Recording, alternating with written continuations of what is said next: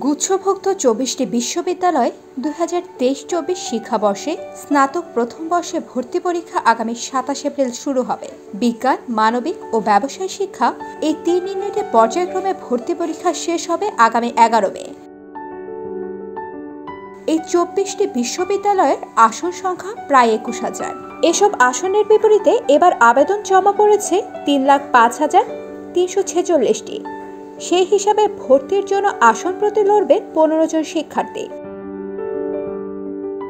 এবার জমা পড়া ৩,০৫,৩৪৬টি আবেদনের মধ্যে বিজ্ঞান শাখার এ ইউনিটে ১,৭০,৫৯৯টি, মানবিক শাখার বি ইউনিটে ৯৪,৬৩১টি ও ব্যবসায় শিক্ষা শাখার সি ইউনিটে ৪০,১১৬টি সিট।